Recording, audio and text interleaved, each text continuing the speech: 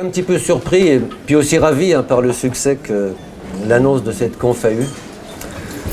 Bon, je pense pas que c'est pour ma personne que vous êtes là. J'ai pas cette... je crois plutôt que les nouveaux programmes vous angoissent peut-être un peu, surtout si vous êtes candidat au concours, s'il y en a parmi vous. C'est pas la bonne année pour passer le concours. Il fallait mieux le passer l'année dernière, ou dans 2 ou 3 ans. Mais là, je dois dire que... voilà.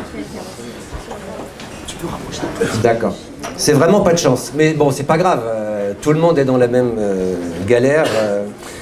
Surtout qu'avec ce que je vais vous raconter aujourd'hui, je vais peut-être vous mettre un petit peu plus de flou dans la tête que de certitude. Voilà. Et pour ceux qui m'ont déjà entendu, vous avez sans doute l'habitude. Bon, d'une manière générale, quand il y a des nouveaux textes comme ça, tout le monde est un petit peu dubitatif. Rarement des programmes ont déclenché un enthousiasme. Ouais, c'est super. Enfin, les programmes qu'il fallait depuis des années, en général, c'est plutôt... on a l'impression de perdre ses marques, il va falloir se faire violence pour rentrer dedans, il y a un nouveau vocabulaire. On venait juste de s'habituer aux précédents et il faut rentrer dans les nouveaux. Et puis surtout, on lit toujours les programmes sur la base d'idées préconçues, sur ses modes de fonctionnement habituels, sa propre histoire, ses propres conceptions. Donc voilà, des nouveaux programmes, c'est toujours une petite violence de toute façon, quel que soit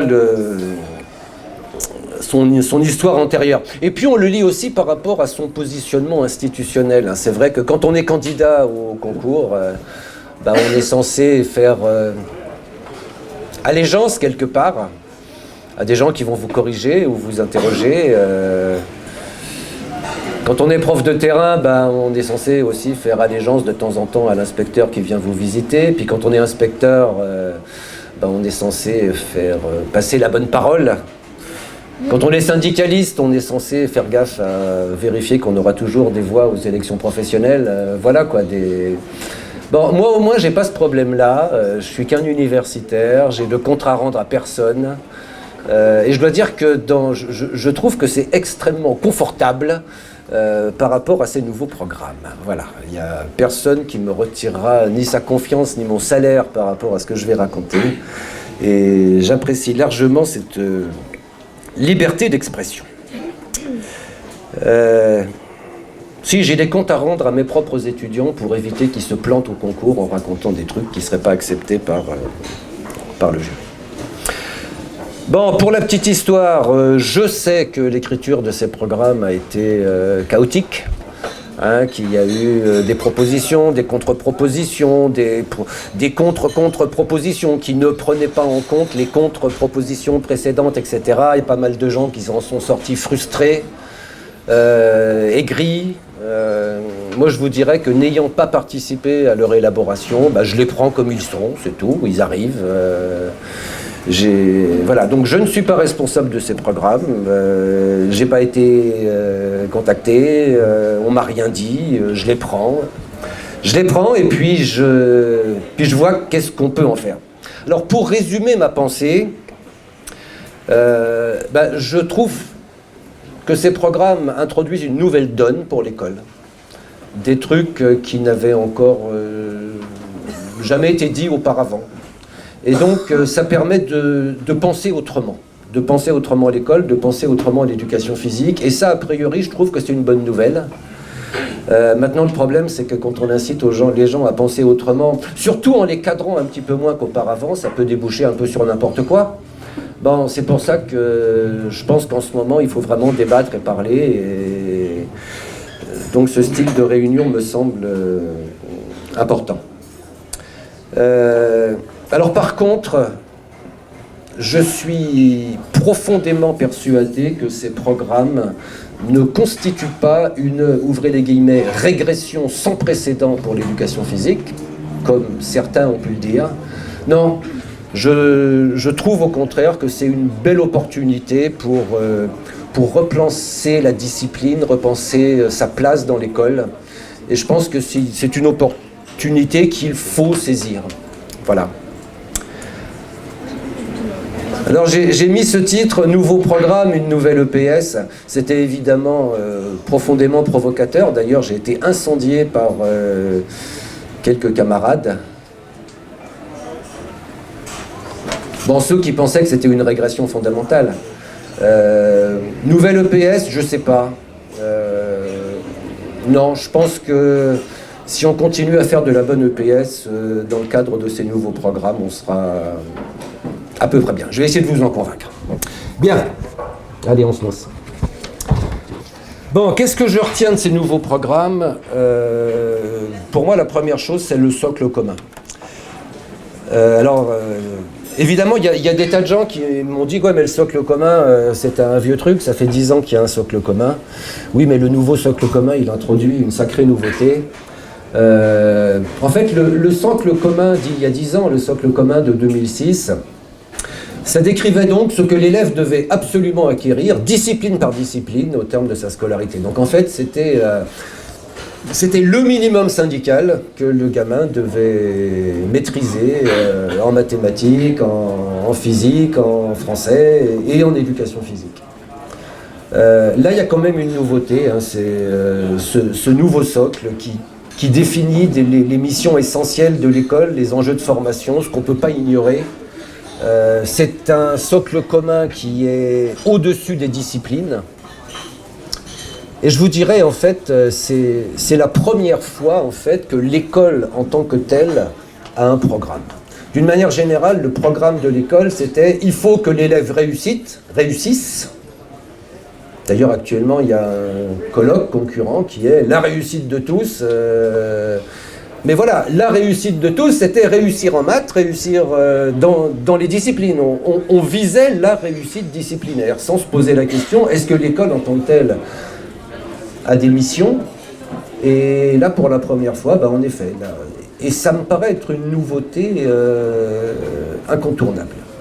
L'école qui se dit, voilà ce à quoi on sert en tant qu'école, et non pas en tant que compilation de disciplines juxtaposées les unes à côté des autres.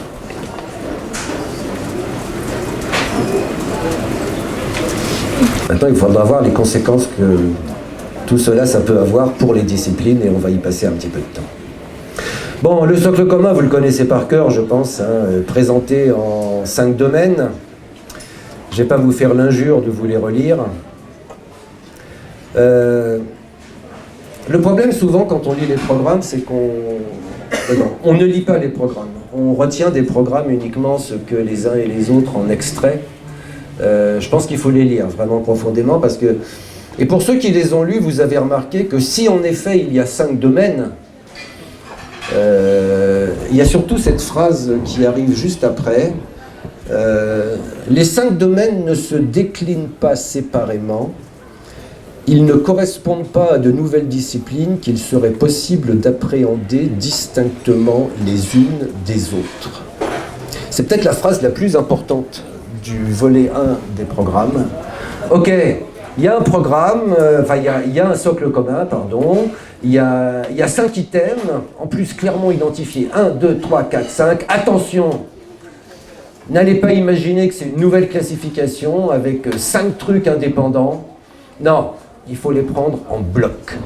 Ce que vous dit le socle commun, en fait, c'est qu'on vit dans un monde complexe, dans un monde dans lequel il faut s'adapter, dans lequel il faut bosser avec les autres. Alors prenez ça comme un bloc. Au-delà des disciplines, l'école doit préparer l'élève à la complexité du monde dans lequel ils vont devoir s'insérer. Donc, premier message, je vais y revenir. Le plus important, ce n'est pas les 5 domaines, c'est ce qu'il y a à la fin.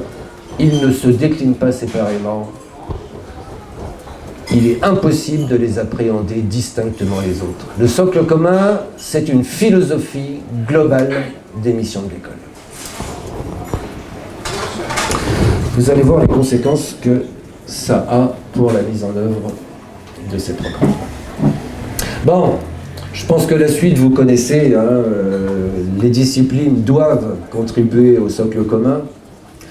Donc il n'y a pas d'enseignement spécifique dédié à ce socle, donc toutes les disciplines doivent apporter leur contribution à son atteinte, c'est ce qui apparaît dans le volet 2 des programmes, soit toute seule, soit dans le cadre des projets interdisciplinaires. Je n'aurai pas vraiment le temps de parler des projets interdisciplinaires, je suis désolé, on pourra en parler dans la phase de questionnement, si ça vous interpelle. Bon, sachez que je ne suis pas un fan de l'interdisciplinarité personnellement. Alors, dans le volet 2, il y a quelques illustrations. Je dois vous dire que aussi bien je suis fan de ce qu'il y a dans le volet 1 et dans le socle commun, autant le volet 2, ça commence à déraper ferme. Je trouve que je vous le dis, hein, c'est local, c'est caricatural, c'est souvent naïf. Bon, on a l'impression qu'il fallait un petit peu remplir des pages pour montrer que si, vous êtes dans votre discipline, vous pouvez contribuer au socle commun. Bon, voilà. Je pense que la contribution des disciplines au socle commun, elle reste à construire.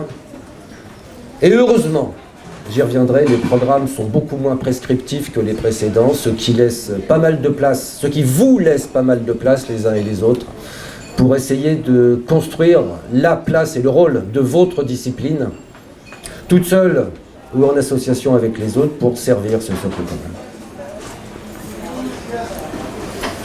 Mais enfin, encore une fois, on peut peut-être s'inspirer un petit peu de quelques exemples qui gravitent dans le volet 2, mais au-delà, ça reste quand même, à mon avis, un petit peu superficiel. C'est souvent du bon sens commun. Voilà. Et j'ai pas l'impression qu'on puisse révolutionner l'éducation avec simplement du bon sens commun. Ceci dit, ça pose une question essentielle. Et là, bon, il y a pas mal d'auteurs qui l'ont, de collègues qui l'ont relevé. Est-ce que les disciplines ne risquent pas de se mettre au service de finalités qui les dépassent?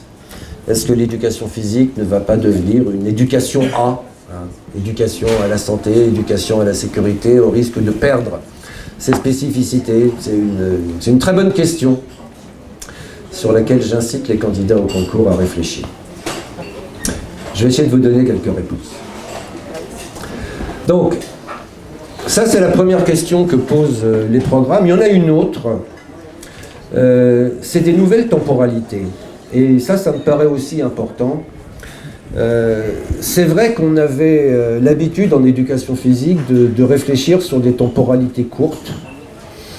La situation, bon, depuis l'époque famosienne, dans les années 80, ça a été l'unité essentielle de l'éducation physique. D'ailleurs, les candidats au concours, en général, quand on vous demande de donner un exemple de mise en pratique, systématiquement, c'est la situation, hein. Il y a le prof, les élèves, l'aménagement du milieu, et puis après, des consignes, on interagit, etc. Bon, d'un autre côté, c'est ce qu'il y a de plus facile à présenter dans un paragraphe court, dans une copie de CAPEPS. Bon, après, il y a la leçon, mise à l'honneur notamment par Claude Pinault au moment de la création de l'agrégation. Il y a des articles superbes dans la revue EPS sur la leçon qui doit être l'unité d'appropriation. Le cycle d'activité, bon, ça aussi quelque chose qui a été concomitant de la sportivisation de l'éducation physique, donc des durées un peu plus longues, un peu plus. On s'est pas mal bagarré avec d'autres collègues depuis une vingtaine d'années pour que les cycles soient de plus en plus longs, de manière à ce qu'il y ait de réels apprentissages, éviter le zapping pédagogique, etc. etc. Mais bon, donc la situation, la leçon, le cycle, c'est nos habitudes. Et puis là, les nouveaux programmes, ils font apparaître d'autres trucs, des temporalités beaucoup plus longues. Réfléchir en termes de cycle d'enseignement, et là... Il faudra prendre l'habitude d'ailleurs d'arrêter de parler de cycle d'activité, donc parler plutôt de séquence d'apprentissage ou séquence d'enseignement. Le cycle d'enseignement, c'est 3 années, avec des attendus de fin de cycle, j'y reviendrai tout à l'heure. Et puis les parcours de formation, concept absolument génial. Qu'est-ce que l'on fait, qu'est-ce que l'on construit pendant 3 années pour mener à ces attendus de fin de cycle. Donc, des temporalités complètement nouvelles, Une question toute bête, hein, quand on a tellement pris l'habitude de présenter des exemples dans les copies de CAPEPS sur des temporalités extrêmement courtes, la situation ça dure 10 minutes, comment est-ce qu'on construit un exemple en un paragraphe sur un cycle complet d'enseignement ou un parcours de formation? Il va peut-être falloir réfléchir autrement à la manière dont on parle de l'éducation physique. Voilà, donc là il me semble clair, hein, ces nouvelles temporalités, ces temporalités longues, ça incite à réfléchir autrement, à construire des continuités, avant où il y avait surtout de la succession, quoi. Allez, soyons clairs, hein, l'éducation physique, c'était des cycles qui étaient scandés de vacances à vacances, qui se succédaient en fonction des installations disponibles. On ne va pas se la jouer, on ne va pas se la raconter. Et là, comment construire des parcours, qu'il y ait de la continuité, c'est pas commode. Alors quand je vous dis que ces nouveaux programmes incitent à penser autrement, voilà, je crois que l'aspect temporel, ça y participe beaucoup. Voilà. Et donc ça invite à inventer des fils directeurs peut-être différents. J'y reviendrai tout à l'heure de ceux qu'on avait l'habitude de construire auparavant. Bon, autre chose, comme je vous l'ai dit, là, les programmes, ils restent allusifs quant aux moyens à mettre en œuvre. Personnellement, je trouve ça très bien. C'est-à-dire qu'en effet, on part de programmes qui disaient tout. Hein, il y avait 52 niveaux de compétences qui étaient proposés dans une quinzaine d'activités. Et puis en fait, le problème de l'éducation physique, c'était pour un enseignant, c'était dans une activité de passer du niveau 2 au niveau 3. Bon, ce qui est assez étonnant, hein, quand je présentais à mes étudiants les finalités de l'éducation physique, hein, construire le citoyen lucide, cultivé, autonome, etc., etc. Et puis ensuite, quand on passait à « mais c'est quoi l'éducation physique ?» J'ai mes élèves en badminton, ils sont au niveau 2, et voilà, j'ai 7 séances pour les mener au niveau 3. Quel rapport avec la finalité dont on a parlé précédemment? Je sais pas, mais je sais qu'au concours, par contre, quand je serai inspecté, il faudra que je montre qu'ils étaient du niveau 2 et qu'ils viennent au niveau 3. Bon, ça me paraissait être un truc un petit peu faiblard quand même au niveau épistémologique. Et là, je dois dire que laisser la liberté pédagogique aux équipes, aux établissements, aux enseignants, ça me paraît être plutôt positif. Voilà. Et là, je ne vous cache pas que je suis un petit peu en conflit avec le SNEP, qui, eux, estiment que l'éducation physique a perdu de sa substance, parce qu'on ne précise plus les contenus d'enseignement, on ne précise plus les compétences attendues, on ne précise plus les critères de progressivité. Ouais, mais on invite les enseignants à construire des projets pédagogiques. J'adore cette phrase. Prenant en compte les caractéristiques de leurs élèves, les ressources humaines et matérielles dont ils disposent, des objectifs prioritaires de leurs établissements. À la limite, ce qui me ravit le plus, c'est les ressources humaines dont ils disposent.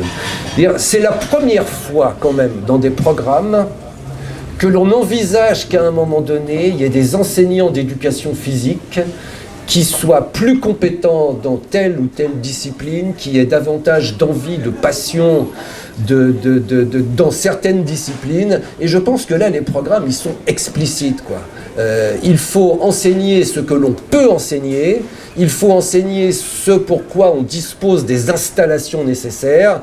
Et si quelque part vous avez les compétences, parce que vous savez que vous allez pouvoir tirer parti de telle ou telle activité, lancez-vous. Et les programmes vous en laissent cette possibilité. Pas complètement, j'y reviendrai. Non, parce qu'ils sont pas fous, hein, ils ont quand même mis quelques garde-fous. Quand même. Donc voilà, cette liberté pédagogique, moi, je suis désolé, j'applaudis des deux mains. Parce que je fais confiance aux enseignants pour pouvoir l'exploiter. Mais peut-être parce que justement, moi je ne suis pas inspecteur, je suis formateur. Et voilà, ces nouveaux programmes, ça entérine le passage d'un enseignant technicien, donc, qui applique des procédures qui ont été définies par ailleurs, un enseignant concepteur qui va construire lui-même les procédures. Et ben, vous avez remarqué que tout ça, c'est logique avec la masterisation. Hein, il s'est passé quand même un truc il y a 4 ou 5 ans. Les enseignants ont été formés à licence plus concours, et là on les forme à bac plus 5, on les forme au niveau master. Et en termes d'université, ça veut dire quelque chose. Au niveau licence, ce sont des techniciens supérieurs que l'on forme. Au niveau master, ce sont des ingénieurs, des concepteurs. Donc là, il y a une convergence tout à fait évidente entre ces nouveaux programmes qui appellent en effet des enseignants concepteurs et pas des enseignants applicateurs, et la masterisation qui nous incite à former des concepteurs. Et là, j'ai des doutes. J'ai des doutes parce que, en gros, les étudiants, ben, ils commencent par pourrir complètement leur première année de master à passer le concours. Donc déjà, la première année, c'est râpé. Et puis la deuxième année, ils sont tellement épuisés par leur première confrontation en responsabilité à la vie d'un établissement. Bon, ils passent rapidos dans l'université. On essaie de faire ce qu'on peut, mais soyons clairs, quoi. Je pense que tous les autres masters STAPS forment en effet des ingénieurs concepteurs, hein, en entraînement sportif, en activité physique adaptée, en management. Il n'y en a qu'un seul qui ne le fait pas, c'est le master MEF. Mais, ben voilà quoi, il y a un choix qui a été pris par l'institution. On avait l'habitude de passer la licence, puis après de consacrer une année à passer le concours, et puis on n'a pas pensé qu'on pourrait faire autrement. Moi j'ai milité pendant 2 ou 3 ans au sein d'un groupe où on pensait qu'il fallait un concours plutôt en fin de licence, un concours académique, des écrits, c'est tout, et puis ensuite on avait 2 années pour former réellement, professionnellement des enseignants, et en alternance, et ça aurait pu déboucher vraiment sur ces enseignants concepteurs. Bon, la réforme a foiré, je ne vois pas comment on pourrait revenir en arrière. Pourtant, c'est pas faute d'en avoir parlé, d'avoir défendu cette idée. Ben, je vous dirais que l'institution récolte ce qu'elle a semé. C'est dommage. C'est dommage.